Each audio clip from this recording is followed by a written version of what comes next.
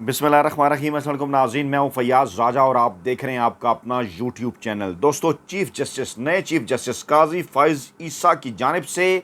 पहला बेंच तश्कील किया जाना, supreme court practice and procedure bill की समात, उसका ऐलान। लेकिन उसके अंदर इससे कहीं ज़्यादा बड़ी और अहम तरीन खबर छुपी। बेंच की तश्कील क्या, कौन कौन से जजेस शामिल और इसकी जो कार्रवाई है उसको लाइव दिखाए जाने के अहकामात, इसके अंदर क्या पैगाम छुपा है इमरान खान के लिए, GHQ के लिए, तफसीलात आपको बताएंगे। और फिर आपको ये बताएंगे बड़ा सवाल कि क्या अहम तरीन मामले पर 2 जर्नैल और 8 जजेस आमने सामने आ गए हैं। तफसीलात आगे चलकर आपको बताते हैं।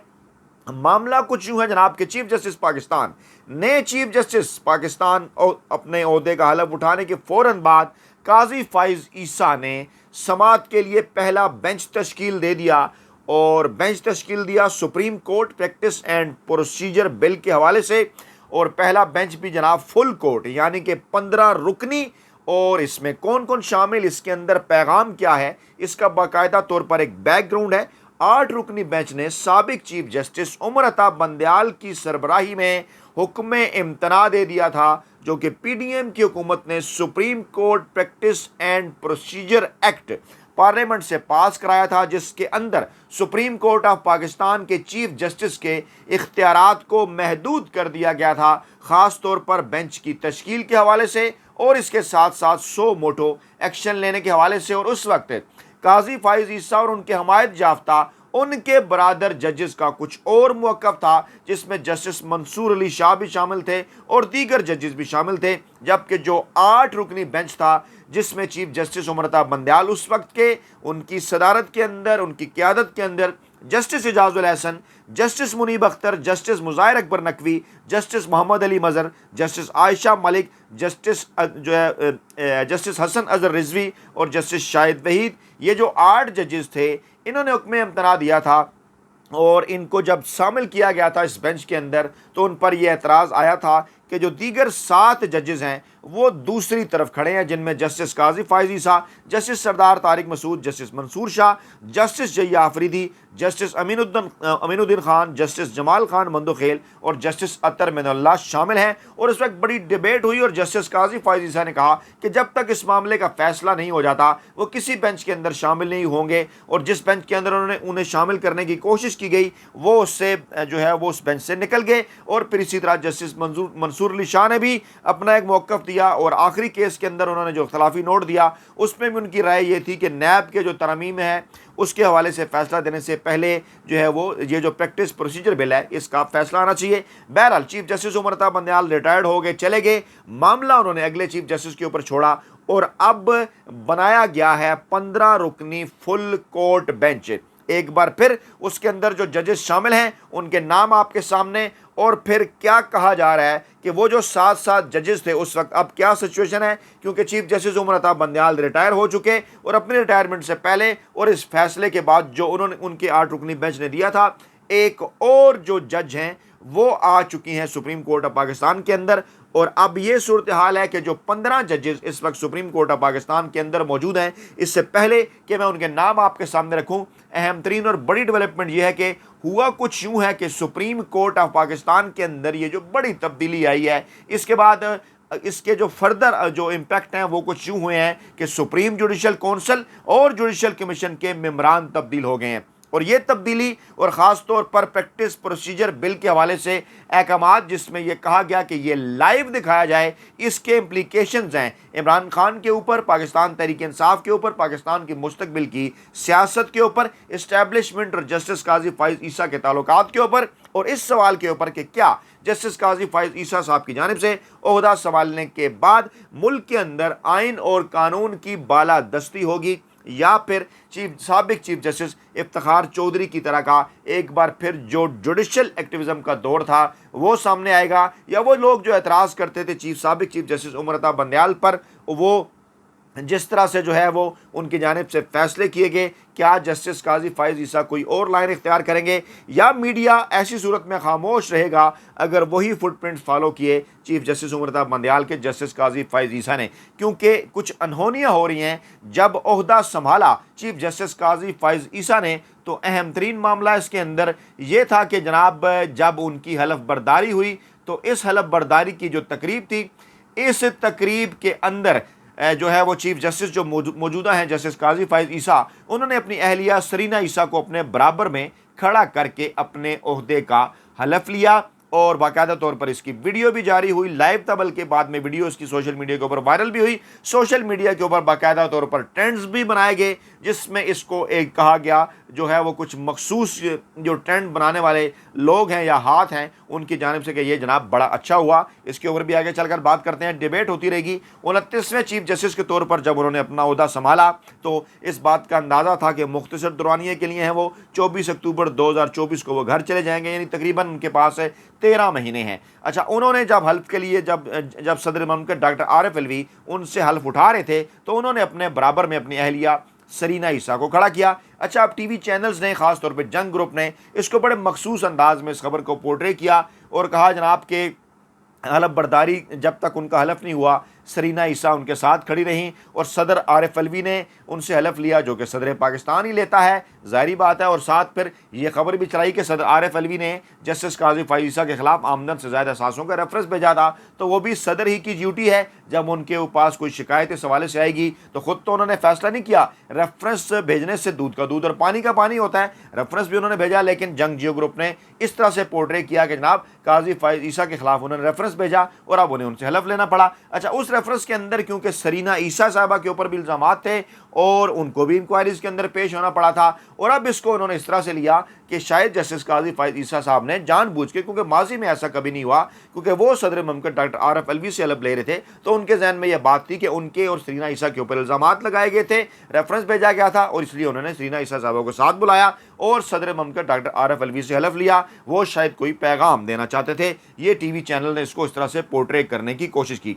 अच्छा, मामला कुछ यूँ है कि इस वक्त सुप्रीम कोर्ट ऑफ पाकिस्तान के अंदर मौजूदा चीफ जस्टिस काजी फ़ाइज़ ईसा साहब को मिलाकर तादाद है 15। सुप्रीम कोर्ट के अंदर होने चाहिए 17 जजेस, लेकिन क्योंकि रिटायरमेंट हो चुकी थी और सारी तैनातियां नहीं हो सकी और अब 2 नई तैनातियां होनी हैं, और उन 2 तैनातियों के लिए जो अहम तरीन फोरम्स हैं और मुस्तकबिल के फैसले करने के हवाले से, ख़ास तौर पर रेफरेंस अगर किसी जज के खिलाफ आता है, जैसा कि काजी फ़ाइज़ ईसा के खिलाफ आया था, तो सुप्रीम जुडिशल कौंसल और जुडिशल कमीशन अहम तरीन इदारे हैं। अब आपको ये बताना भी इंतहाई दिलचस्प हमारा अहम है कि उनके आने के बाद ये जो 2 अहम तरीन इदारे हैं, सुप्रीम जुडिशल कौंसल और जुडिशल कमीशन, इनके मेम्बरान भी तब्दील हो गए हैं। डेफिनेटली इनके भी इम्प्लीकेशंस होंगे। अच्छा, अब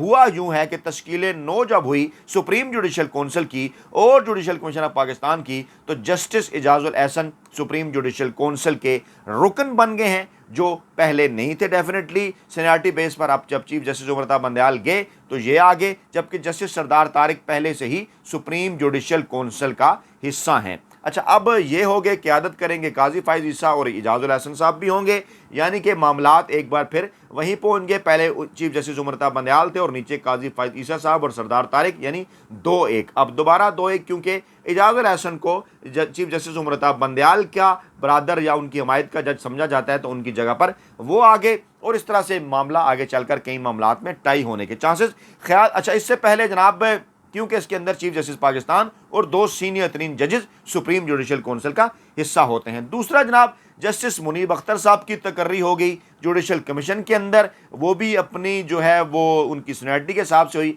अब जस्टिस मुनीब अख्तर साहब भी जो जस्टिस एजाजुल एहसन और साबिक चीफ जस्टिस उमर बंदयाल के कैंप के ही जो है वो उनके साथ खड़े होने वाले कई मामलात के ऊपर वो जजेस समझे जाते हैं, और अब उनके आने से और चीफ जस्टिस बंदयाल के जाने से मामला फिर वही हो गया कि एक जो लाइक माइंडेड जजेस की जो तादाद थी वो वही होगी, और दीगर लोगों में अब सरदार तारिक साहब होंगे, जस्टिस एजाजुल एहसन, जस्टिस मंसूर अली शाह इसका हिस्सा होंगे, यानी यहाँ पर जस्टिस मंसूर अली शाह, जस्टिस सरदार तारिक और काजी फ़ाइज़ ईसा साहब एक तरफ 3 लोग और 2 लोग इस तरह, जो है दूसरी तरफ, और बाकी जो मेंबरान हैं इसके अंदर जनाब, क्योंकि इसमें 4 सीनियर 3 जजेस शामिल होते हैं, बाकी एक रिटायर जज होते हैं, वजीर कानून होते हैं, अटार्नी जनरल होते हैं और बार कौंसिल का नुमाइंदा होता है। यानी जहां पर भी आगे चलकर मैच पड़ सकता है, टाई हो सकती है। अब ये दोनों चीज़ें आपके सामने इसलिए रखना था कि इसके बाद मैं अब आपको उस खबर की जानिब लेके जा रहा हूं कि क्या पैगाम भेजा गया इस अहम तरीन फैसले के बाद। फैसला अहम तरीन क्या है?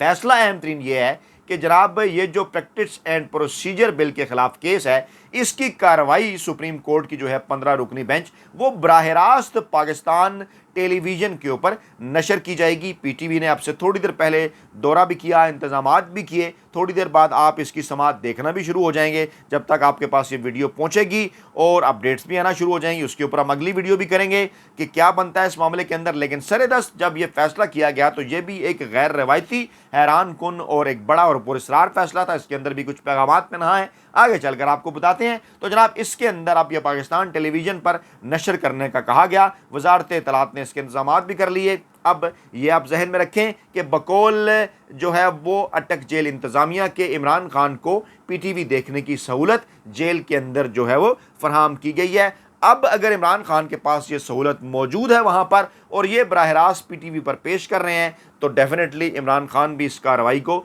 दे सकते हैं, जो है वो देख सकते हैं। अब इसके अंदर मैसेज क्या है, इसके अंदर छुपा क्या है? बज़ाहिर तो ये है कि जनाब वो फ्री एंड फेयर तरीके से पूरी कौम को ये दिखाना चाहते हैं कि सुप्रीम कोर्ट ऑफ पाकिस्तान के 15 जजेस कैसे सोच रहे हैं। अब यहाँ से हमेशा के लिए पाकिस्तान के आइन, पाकिस्तान के कानून, पाकिस्तान की अदालतें हमेशा के लिए एक ऐसी इज्जत कमा सकती है आइन और कानून पर अमल करते हुए कि पाकिस्तानी अवाम का उनके ऊपर ट्रस्ट बहाल हो सकता है। क्योंकि गुज़श्ता 1.5 बरस के अरसे में जो कुछ पाकिस्तान तहरीक इंसाफ के साथ हुआ, जो कुछ इमरान खान के खिलाफ हुआ, उसके बाद पाकिस्तानी अवाम पाकिस्तानी अदालतों के ऊपर, चाहे वो क्योंकि उस तरह से बात ना करें कि तोहिन अदालत हो जाए, लेकिन ट्रस्ट लेवल सर्वेज बताते हैं कि उस तरह से उनका नहीं है और पूरी दुनिया में पाकिस्तानी अदलिया का नंबर भी नीचे जाता गया। तो अब एक बड़ा मौका है कि कैसे जजेस इस मामले को, ये जो प्रैक्टिस एंड प्रोसीजर बिल का मामला है, जो कि उस वक्त तो चीफ जस्टिस उमर अता बंदयाल के इख्तियारात की बात थी, अब ये जस्टिस काजी फाइज ईसा साहब के इख्तियारात की बात है। तो वो जो कहते हैं ना कि आप जो है वो उस वक्त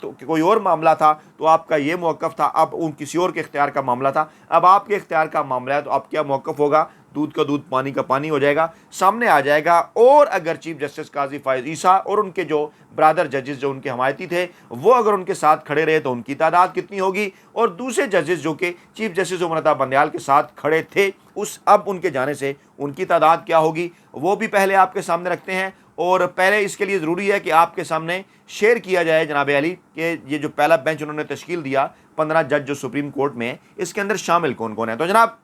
इसके अंदर जस्टिस काजी फाइज ईसा साहब चीफ जस्टिस हैं, और इनके साथ अगर इनके ब्रादर हमायत याफ्ता जजेस देखा जाए तो जस्टिस सरदार तारिक मसूद हैं, जस्टिस मंसूर शाह हैं, जस्टिस जैया अफरीदी हैं, जस्टिस अमीनुद्दीन खान हैं, जस्टिस जमाल खान मंदोखेल हैं और जस्टिस अतर मिनुल्लाह हैं। अब इन जजेस की तादाद बनती है 7। और अगर देखा जाए कि वो जज साहिबान जो उस 8 रुकनी बेंच का हिस्से थे जिन्होंने पीडीएम के इस कानून को रोक दिया था, हुक्म इम्तना दे दिया था और उस पर अमल दरामद नहीं होने दिया था, चीफ जस्टिस बंदयाल के जाने के बाद उनकी तादाद कितनी हो गई है, मैं नाम आपके सामने रख देता हूँ। Justice Ijazul Hasan, justice Munib Akhtar, justice Mazahar Akbar Naqvi, justice Muhammad Ali Mazhar, justice Ayesha Malik, justice Hasan Azhar Rizvi और जस्टिस शाहिद वहीद। यानी वो तादाद भी है 7, क्योंकि चीफ जस्टिस उमर अता बंदयाल तो रिटायर हो गए और 8 रुकनी बेंच में से वो रिटायर हुए, तो पीछे तादाद होगी 7। अब इधर भी 7 जजेस हैं, उधर भी 7 जजेस हैं, तो फिर 15वां रुकन कौन है इस बेंच का? 15वां जज कौन है? उन जज साहिबा का नाम है जस्टिस मुसरत हलाली, जिनका इस हवाले से अभी तक मौक़िफ़ वाज़ेह तौर पर पाकिस्तानी अवाम के सामने नहीं आया और ना ही उनके मुतल्लिक़ भी अंदाज़ा है कि वो इस जजेस के साथ जो है इस मामले के ऊपर खड़ी होंगी, या काजी फाइज ईसा साहब के साथ खड़ी होंगी या इजाजुल हसन साहब की खड़ी होंगी, जो कि काजी फाइज ईसा साहब के बाद, क्योंकि सरदार तारिक साहब तो चंद माह में रिटायर होने वाले हैं, इनके बाद जो बनेंगे अगले चीफ जस्टिस वो इजाजुल हसन होंगे, जो कि पानामा बेंच का भी हिस्सा थे और उनके खिलाफ भी बाकायदा तौर पर नून लीग कंपेन चलाती रही है, उनका नाम लेकर जलसों के अंदर। और अब जस्टिस मुसरत हलाली के मुतल्लिक पूरी कौम देख रही है, सोच रही है और इसके ऊपर राय देने की जा रही है सियासी तजज़ियाकारों की जानिब से कि इनका क्या स्टैंस होगा, क्योंकि जस्टिस मुसर्रत हलाली को उस केस के बाद तैनात किया गया, वो जो 8 रुकनी बेंच बना था चीफ जस्टिस उमर रज़ा बंदयाल की सरबराही में, जिन्होंने हुक्म इम्तना दिया था, और बाकी ये जो थे 7 जजेस, इनको शामिल जो है वो नहीं किया गया था, जिसमें काजी फ़ाइज़ ईसा और बाकी 6 जजेस के नाम मैंने आपके सामने रखे। अब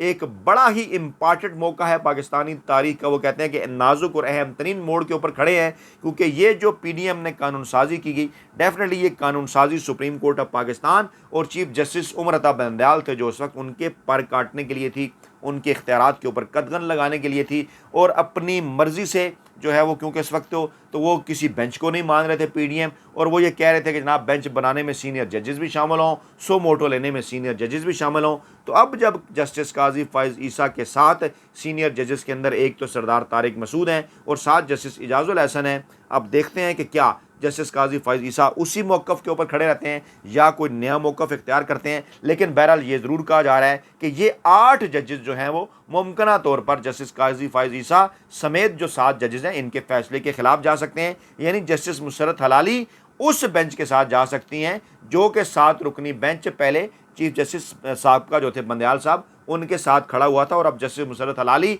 उनकी रिटायरमेंट के बाद इन्हीं में शामिल होकर 8 जज फिर दोबारा से एक तरफ हो जाएंगे। और ऐसी सूरत हाल के अंदर कहा जा रहा है कि ये जो 8 जज हैं ये पाकिस्तान के 2 जर्नैलों को, जिनमें आर्मी चीफ भी हैं, जिनमें DGIS जो है वो DGISI भी हैं, अहम तरीन मामलात पर बकौल इनके अहम तरीन जो है वो टफ टाइम देंगे। और अब जब मज़ीद अपडेट आती हैं तो आपके सामने रखेंगे। अपना ख्याल रखिएगा, दुआ में याद रखिएगा। अल्लाह ने के बाद।